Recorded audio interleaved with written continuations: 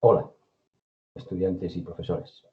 Es un placer celebrar el Día Escolar de las Matemáticas con esta charla desde casa.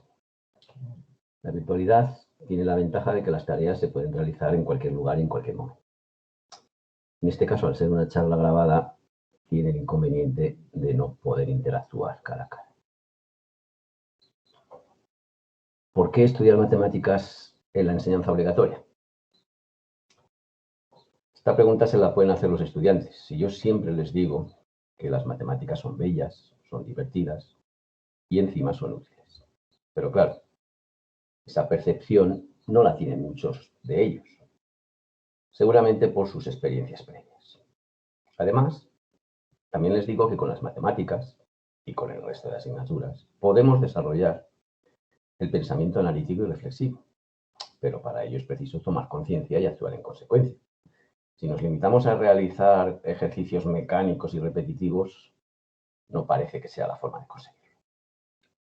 Las matemáticas, en efecto, desarrollan la capacidad de razonamiento y el pensamiento analítico tan necesario para comprender mejor el mundo que nos rodea y no dejarnos engañar por nuestra intuición o simplificaciones de otros. También nos pueden enseñar a tomar conciencia de nuestros sesgos cognitivos y son extraordinariamente útiles para el desarrollo de la ciencia y la tecnología. Y siempre han estado disponibles para el asesoramiento de gobernantes. Y por supuesto, no me puedo olvidar, también podemos pasar buenos ratos jugando con diferentes tipos de actividades matemáticas. Y en el caso de que sean juegos de azar, las matemáticas nos enseñan a apostar con moderación. En la figura os propongo un problema de geometría. Traza una recta que divida a los dos triángulos en dos partes con la misma área.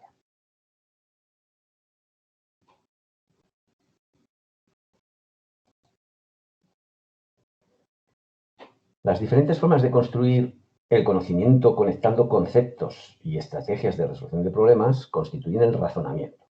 Una estrategia de razonamiento es la analogía. Observar que situaciones diferentes comparten características comunes. El razonamiento por analogía es complejo y no siempre funciona. Aquí tenéis un nuevo problema de geometría. Desde el vértice C de un cuadrado ABCD se traza un ángulo de 45 grados, cuyos lados intersectan con los lados del cuadrado en los puntos P y Q. Halla el perímetro del triángulo PAQ, azul en la figura. Echemos mano de nuestra memoria. ¿Conocemos alguna situación diferente con características comunes? A la derecha os propongo un problema previo. Dos localidades, A y B, situadas en el mismo lado de un río, deciden construir un puente de forma que el gasto sea mínimo. ¿En qué punto P debemos construir el puente? Que el gasto sea mínimo significa que el camino de A a P y de P a B, es decir, la suma de las longitudes de los segmentos AP y PB, sea mínima. Es un problema de optimización. Si en nuestro conocimiento previo acumulado están los problemas de geometría analítica y de cálculo diferencial, podríamos pensar en ellos. Pero la geometría analítica suele ser un camino engorroso. Así que os propongo resolverlo por geometría elemental, sabiendo que la recta es el camino más corto entre dos puntos. Convertimos el problema en otro problema equivalente. No lo voy a demostrar. Cambiando la localidad B por el punto B', simétrico de B respecto del río, que en nuestro modelo es una recta.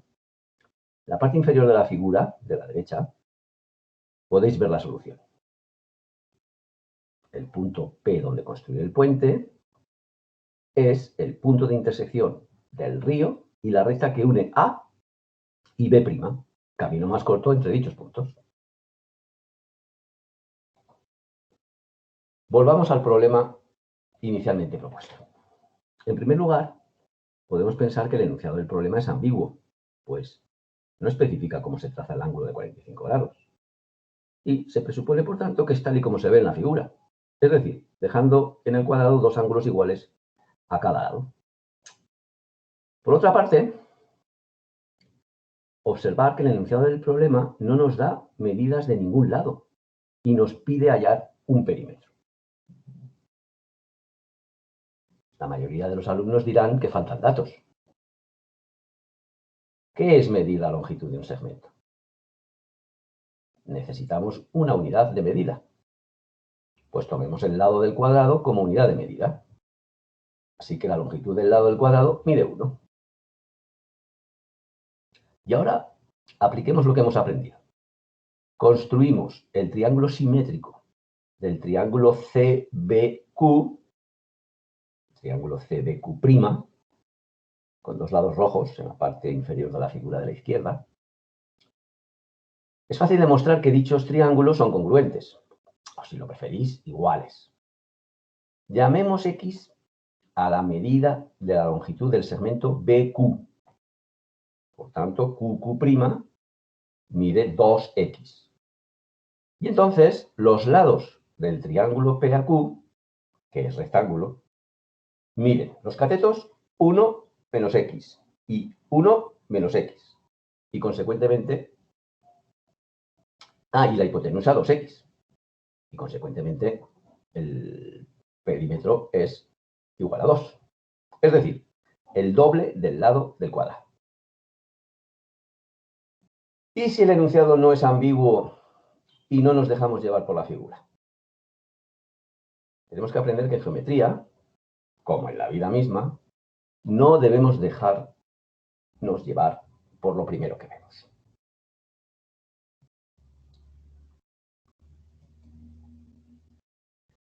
El conocimiento se acumula en la memoria del ser humano.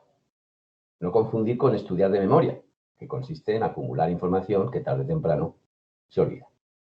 En matemáticas, como en todas las áreas del conocimiento, el conocimiento se acumula sobre el conocimiento previo y se aplica para resolver nuevos problemas o comprender nuevas situaciones. Cuanto más conocimiento previo tengamos acumulado, más estrategias de resolución de un problema podremos aplicar. En la figura os propongo un nuevo problema de geometría. Halla el área de la región azul.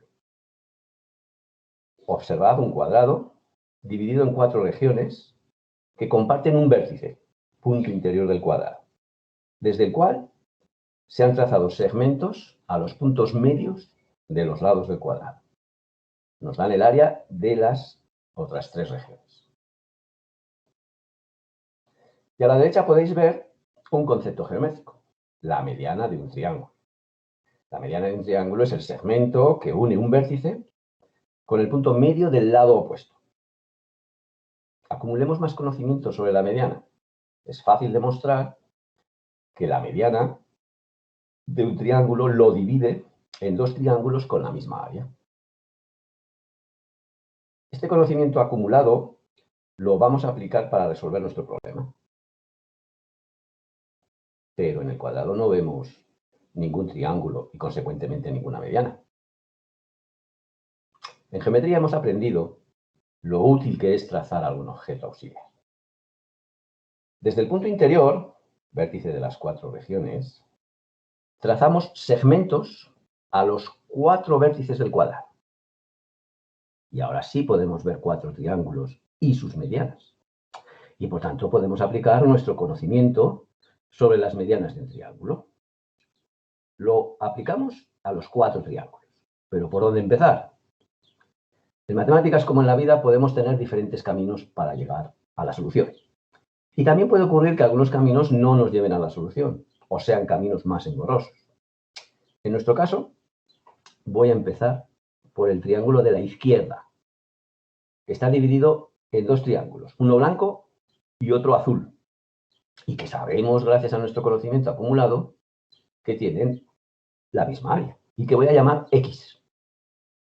Ahora me fijo en el triángulo, uno de cuyos lados es el lado superior del cuadrado, y de cual observamos la mediana, que, como sabemos, lo divide en 2 partes con la misma área. Lo voy a dejar aquí, sabiendo la dificultad que tenéis para comprender las matemáticas sin una pizarra.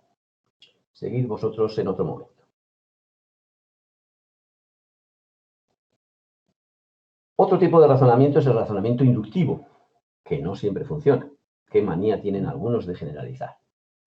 En particular, en matemáticas tenemos el principio de inducción, que permite demostrar que una propiedad es cierta para todos los números naturales. Fermat conjeturó que todos los números naturales de la forma 2 elevado a 2 elevado a n más 1 son primos. Pues lo observó para los primeros números naturales hasta n igual a 4 y se atrevió a sospechar que sería cierto para todos los números naturales. En 1732, Euler demostró que para n igual a 5, 2 elevado a 2 elevado a 5 más 1 es el producto de dos números primos y por tanto no es un número primo. La inducción de Fermat fue un error. Antes de continuar, ¿qué observáis en la imagen de la parte superior? Potencias de potencias.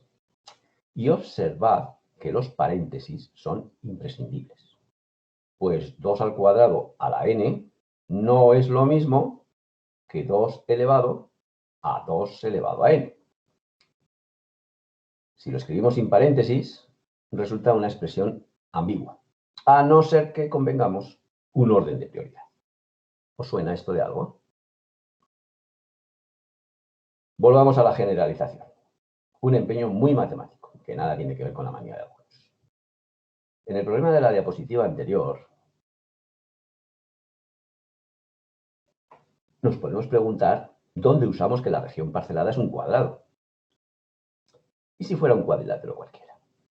E incluso si fuera un polígono cualquiera de 4 lados o más. Pues bien, resulta fácil observar que el proceso de resolución que hemos empleado sería el mismo.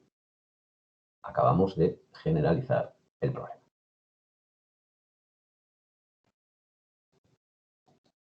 Ha llegado el momento de hablaros de las redes sociales, en particular de Twitter. Más allá de la apariencia y de la inmediatez en las redes sociales, también podemos encontrar contenido matemático. Y eso fue lo que en su día me propuse con mis alumnos, creando la etiqueta IPRMAT, Matemáticas en el IES Pinar de la Rubia. Etiqueta que retomé en mi tweet de 7 de abril, a pesar de que ya no tengo alumnos, para recuperar un personaje histórico que podríamos tener como referente. ¿Cuáles son vuestros referentes? Hay otras muchas etiquetas y muchos usuarios de Twitter a los que seguir. Por ejemplo, la etiqueta Mazzirati, el tuitero Diego Ratagui, del que he escogido el siguiente problema, que nos propone resolver y generalizar. En un semicírculo se dibujan tal y como se ve en la figura, triángulos isósceles semejantes. ¿Cuál es la razón entre el área del sector circulado pintado en rosa y el área del semicírculo? Otra estrategia de generalización es la búsqueda de patrones, tanto algebraicos como geométricos. En la figura de la parte inferior derecha de la diapositiva podéis ver una secuencia de 3 términos, formados por mesas e invitados, que forman un patrón geométrico que también es algebraico. Todo depende de la pregunta. Algunas preguntas que podemos formular. Expresa en castellano cómo se disponen los invitados. Dibuja el siguiente término. ¿Cuántos invitados podrán sentarse en 5 mesas? ¿Y en X mesas? ¿Cuántas mesas necesitaremos para 22 invitados? ¿Cuántas mesas necesitaremos para Y invitados? Podemos observar que dependiendo del número de invitados, el número de mesas no será un número entero positivo.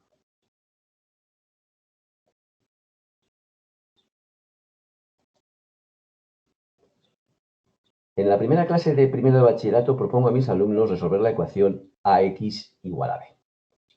La mayoría, por no decir todos, la resuelven rápidamente. X igual a B partido por A.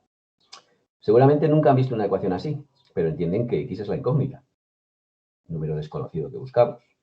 y A y B serán números cualesquiera. Ni se plantean qué tipo de números son A y B. Y por supuesto no se preguntan qué tipo de número estamos buscando.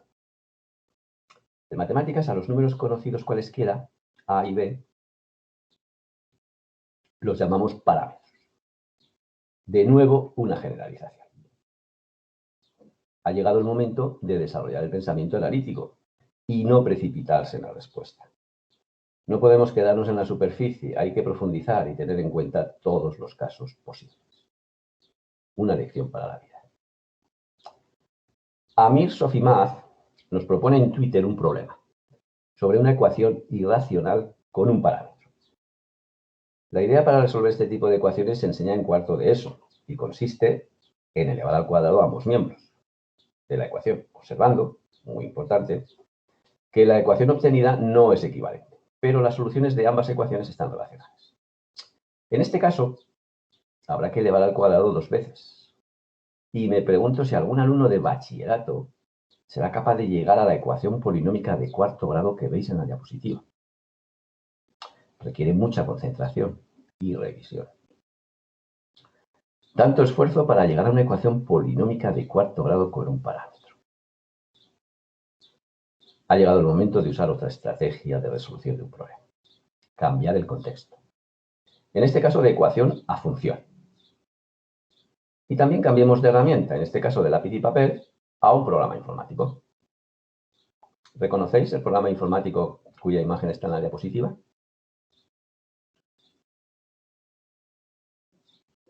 GeoGebra. Si todavía no lo conocéis, os recomiendo encarecidamente que empecéis a usarlo. Volvamos a la ecuación original y reformulemos el problema. Veamos ahora los dos miembros de la ecuación como funciones. Y entonces nos estamos preguntando para qué valores del dominio común dichas funciones son iguales. La gráfica de la función de la derecha, que es una función afín, sabríamos dibujarla con lápiz y papel, pero la de la izquierda no. No hay problema. Usemos GeoGebra para dibujar ambas gráficas. La igualdad de dichas funciones se ve en los puntos de corte de ambas gráficas. El problema propuesto nos pide exactamente para qué valores del parámetro A la solución es única. Es decir, solo hay un punto de corte. Se trata de encontrar todos los casos posibles del parámetro A. GeoGebra llama deslizadores a los parámetros y permite variar su valor. Lo podéis ver en el tweet de otro apasionado de las matemáticas, el profesor jubilado Ignacio Larrose, y un gran aficionado a utilizar GeoGebra para resolver problemas de geometría. Otro usuario de Twitter a quien seguir. Y hay muchos más cuyos tweets están llenos de contenido matemático. En las redes sociales, como en la vida misma, se puede encontrar de todo.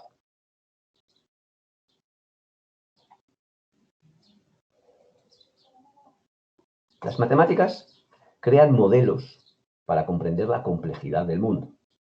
¿Qué empeño tienen algunos en simplificar la realidad? Podemos usar las matemáticas para desarrollar el pensamiento analítico y reflexivo y tomar conciencia de los sesgos cognitivos que son inherentes a la condición humana. Por ejemplo, el sesgo de confirmación. Tendencia a recordar, buscar, favorecer e interpretar la información que confirma los propios conocimientos, valores, creencias y opiniones. En esta diapositiva podéis leer un enlace a una charla de Clara Grima, profesora de la Universidad de Sevilla y divulgadora matemática, sobre otro sesgo cognitivo relacionado con el sesgo de confirmación, el espejismo de la mayoría. Charla que dio con motivo del Día Internacional de las Matemáticas el pasado 14 de marzo de 2021, con el lema Matemáticas para un mundo mejor. Si tenéis tiempo y ganas, os animo a ver el resto de charlas. Y si poco a poco os van gustando cada vez más las matemáticas, esto es como la tónica y tantas otras cosas de la vida, la primera te sabe fatal, también podéis seguir a Clara Grima en Twitter y a otros muchos divulgadores matemáticos. Y si finalmente las matemáticas no os gustan, pues no pasa nada. La vida está llena de muchas actividades para elegir.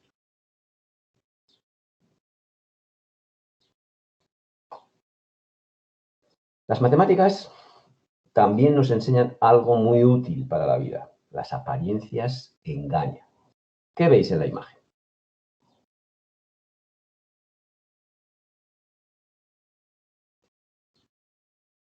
Si la charla no fuera grabada, ahora escucharía vuestras respuestas. Sospecho que muchos habéis visto un círculo atravesado por 4 rectas.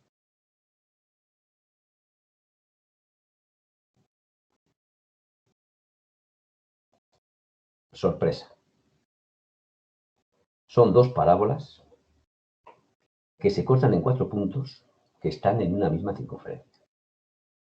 Ojo, son parábolas porque las he dibujado con GeoGebra. GeoGebra dibuja parábolas escribiendo su ecuación. ¿Reconocéis la ecuación de una parábola? O mejor dicho, de alguna parábola, por ejemplo, las parábolas de eje vertical o también de eje horizontal, como la imagen. Para hacer geometría analítica necesitamos unos ejes de coordenadas, que habitualmente son 2 rectas, horizontal y vertical. Y por cierto, quiero señalar que cualquier curva en forma de U no es necesariamente una parábola. Viendo la imagen, ¿se os ocurre algún problema de matemáticas?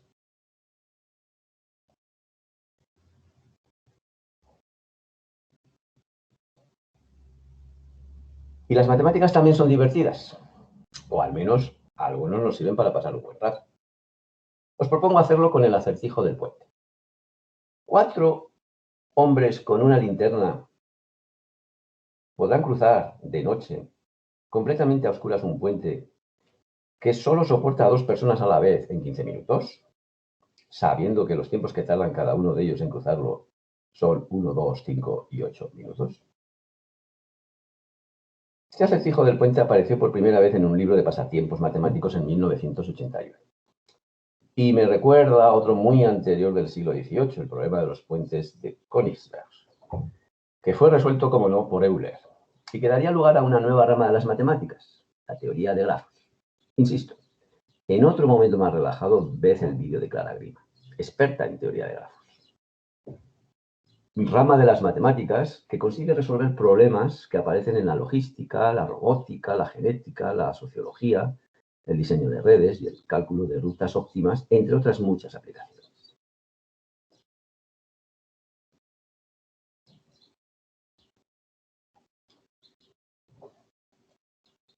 Así que las matemáticas no solo son divertidas, sino que también son útiles. Pero sigamos divirtiéndonos con las matemáticas. Eso sí, el currículo escolar actual tendrá que ser como actividad extraescolar. A propuesta del Comité de Mujeres Matemáticas de la Sociedad Matemática Iraní, desde 2019, el 12 de mayo, también es el Día Internacional de la Mujer Matemática, en honor a la matemática iraní Maryam Mirzakhani, que nació tal día de 1977.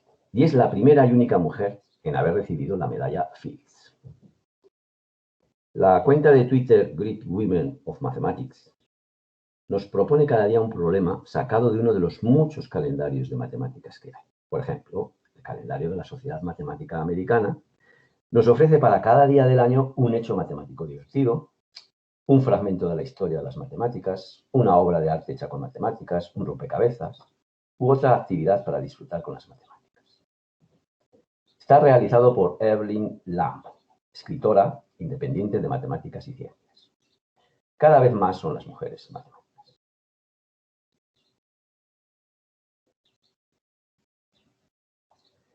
Entre vosotras, ¿alguna se anima? En esta diapositiva os traigo el problema propuesto el 27 de marzo de 2021.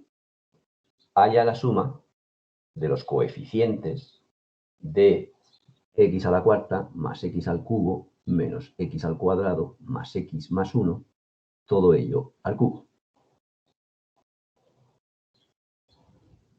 Otro divulgador matemático es el argentino Adrián Paenza, que ha escrito un montón de libros que generosamente ofrecen Internet y que seguro que vuestros profesores os recomiendan su lectura, e incluso se podrían trabajar en el aula. Os traigo uno de sus problemas. 3 amigos, digamos A, B y C, se pasan la tarde jugando al ping-pong con el método el que pierde se va y entra a jugar el que está afuera. Al acabar la tarde, las cantidades de partidos que jugó cada uno fueron las siguientes. A jugó 10 partidos, B jugó 15 partidos, C jugó 17 partidos. ¿Quién perdió el segundo partido? El 12 de mayo es el Día Escolar de las Matemáticas en honor a Puig Adam, matemático e ingeniero español que nació tal día de 1900. Puig Adam escribió en 1955 un decálogo de la didáctica de la matemática que todos los profesores de matemáticas deberían conocer. Y esto de resumir en 10 mandamientos, como hacen los cristianos, me recuerda también a los 10 mandamientos de Bertrand Russell, matemático y filósofo británico del siglo XX, que los escribió al final de un artículo el 16 de diciembre de 1951 para el New York Times Magazine, y que os recomiendo su lectura. Finalmente, os traigo un problema propuesto por la Sociedad de Profesores de Matemáticas Puig Adam. Hay un número de 4 cifras, cuadrado perfecto, con todas sus cifras menores que 9, tal que si a cada cifra se le suma 1, el número resultante es también cuadrado perfecto. Problemas y más problemas para pasar un buen rato con las matemáticas. Y por supuesto os animo a participar en todo tipo de concursos matemáticos, olimpiadas matemáticas, canguro matemático, enigma matemático y fotografía matemática, entre otros. Las matemáticas son divertidas, ¿o no?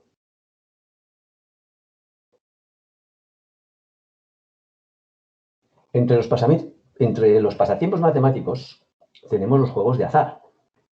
Ya nuestros antepasados del Neolítico presumían que la vida es puro azar. Lanzaban al aire bastoncitos con símbolos para adivinar el futuro.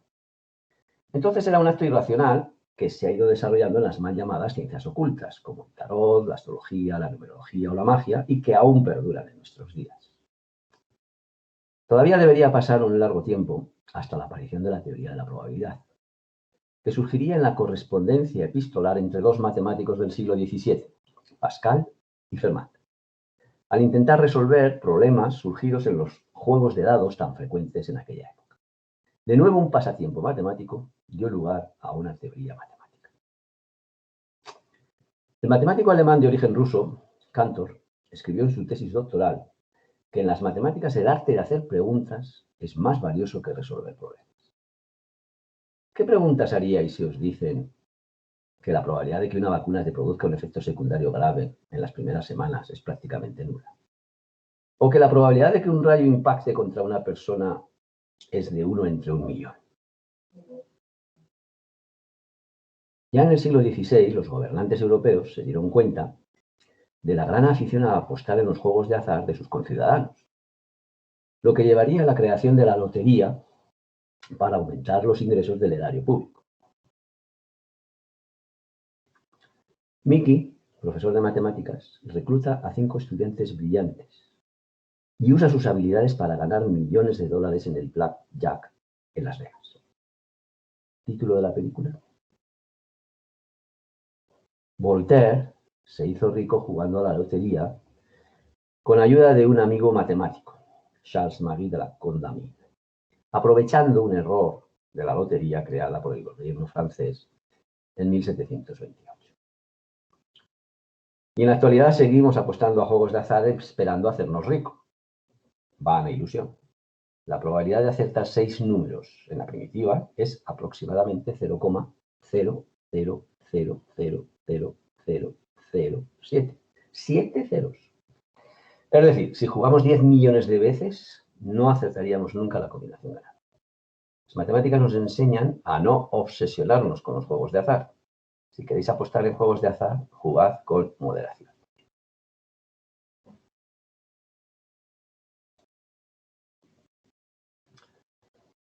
No puedo dejar pasar la ocasión de hablaros del siglo XVIII, el siglo de la razón, una época en la que Europa se desarrolla el conocimiento racional y por tanto la ciencia. Y además se defiende la libertad y los derechos de todos los ciudadanos. Y se rechaza como irracional la intolerancia, las supersticiones y la religión. Los ilustrados sostenían que el conocimiento humano podría combatir la ignorancia, la superstición y la tiranía para construir un mundo mejor. Uno de sus personajes es el Marqués de Condorcet, filósofo, matemático y político francés, un hombre comprometido, ateo, feminista y contrario a la esclavitud de los negros y a la pena de muerte, que formó parte junto con su mujer, Sophie de Grouchy, y su amiga Olympe de Gouges, del círculo social Los Amigos de la Verdad, uno de los salons, reuniones sociales de corte intelectual, más revolucionarios de París, de los muchos que proliferaban en París en aquella época. No basta con analizar y reflexionar, hay que actuar, aunque yo suponga que te corten la cabeza. No todos somos tan valientes. Si la charla fuera presencial, os preguntaría si ya habéis estudiado el siglo XVIII en Europa. En fin, volvamos a las matemáticas. Una paradoja es un hecho aparentemente contrario a la lógica o que contradice nuestra intuición. Y las matemáticas nos pueden ayudar una vez más. Veamos la paradoja planteada por el Marqués de Condorcet en un contexto muy escolar. En una clase de 36 alumnos se presentan 3 alumnos para ser delegados, A, B y C. Los alumnos votan escribiendo los nombres de los 3 candidatos por orden de preferencia. El resultado lo podéis ver en la diapositiva. Si nos fijamos solo en el primero de la lista, entonces A gana con 13 votos sobre B con 12 votos y sobre C con 11. Por tanto, concluimos que la preferencia de los alumnos es primero A, seguido de B y finalmente C. Sin embargo, si nos fijamos en las comparaciones por parejas de candidatos, tal y como veis en la diapositiva, contando las veces que A es preferido a B y así con las 6 parejas con 3 candidatos que pueden darse, variaciones de 3 elementos tomadas de 2 en 2, concluimos entonces que C es el preferido para ser delegado, después B y finalmente A, que es exactamente la solución contraria a la anterior. Soluciones contradictorias, consecuencia de los diferentes criterios utilizados. Algo similar ocurre con el reparto de escaños en unos comicios o en el control político de una pandemia.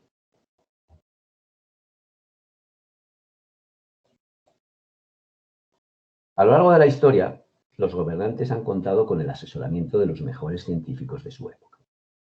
Hoy os quiero contar un caso. Cuenta la leyenda que Hierón II de Siracusa entregó una pieza de oro puro a un orfebre para que le hiciera una corona. El día de su entrega, al rey le entró una gran duda. ¿Y si el orfebre le estaba engañando y había sustraído una parte de su oro y lo había cambiado por otro material menos valioso de forma que conservara su peso?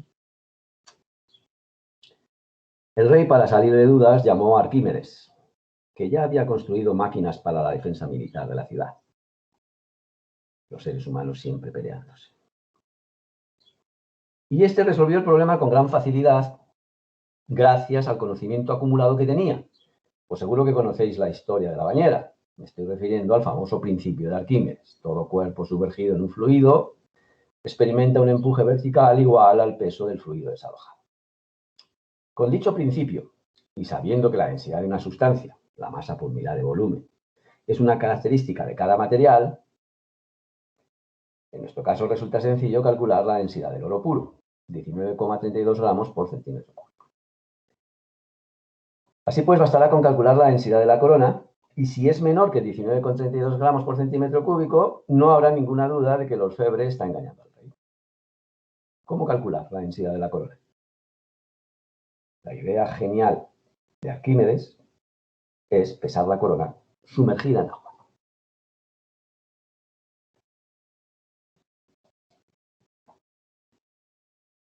¿Habéis resuelto este problema con el que comencé la charla? Seguramente no. Escuchar con atención y resolver problemas propuestos no parece una tarea al alcance de la mayoría. Otra estrategia de resolución de un problema es simplificar el problema y resolver uno más sencillo. En nuestro caso, tratad de empezar solo con un rectángulo y pensad qué rectas lo dividen en 2 partes con la misma área. Seguid vosotros en otro momento. La vida es puro azar. Un suceso aleatorio con probabilidad pequeña en algún momento puede ocurrir. Por ejemplo, la probabilidad de volver a ver en la televisión la misma película es pequeña.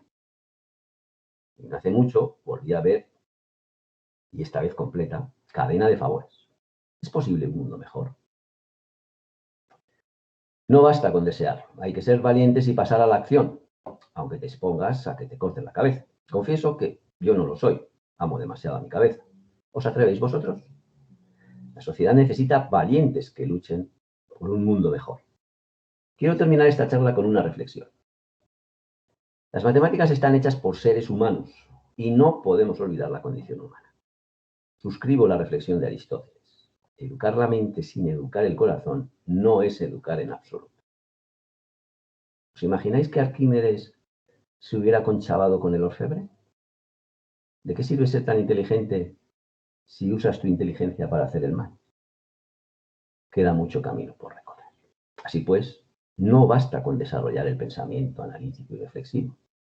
También es importante desarrollar un sutil equilibrio con otras muchas facetas de la condición humana, como la gestión de las emociones y el control del comportamiento humano. Y esto ha sido todo por hoy. La charla no ha pretendido ser una clase de matemáticas, por lo que si no habéis comprendido alguno de los teoremas expuestos o de los problemas propuestos, no os preocupéis. Voy a dejar un documento con las diapositivas y se lo podéis pedir a vuestros profesores. Os animo a que en otro momento más tranquilo penséis con lápiz y papel, o si fuera necesario con GeoGebra u otra herramienta informática, los teoremas expuestos y los problemas propuestos. Y si tenéis dudas, no dudéis nunca en preguntar a vuestros profesores. Me gustaría terminar con un deseo muy personal, y por eso insisto en la importancia de estudiar matemáticas en la enseñanza obligatoria. Todos los ciudadanos deberían tener una visión matemática del mundo.